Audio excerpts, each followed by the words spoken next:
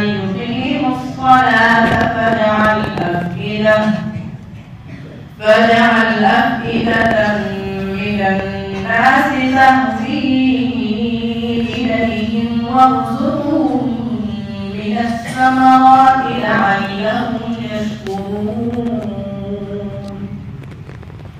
ربنا إنك تعلم ما نخفي وما نعلن وما يخفى على الله من شيء في الأرض ولا في السماء.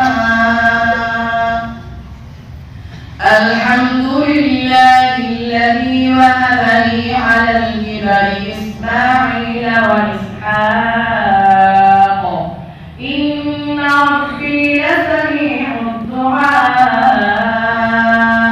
رب اجعلني مقيم الصلاة ومن ذريتي ربنا وتقبل دعاء. ربنا اغفر لي ولوالدي وللمؤمنين يوم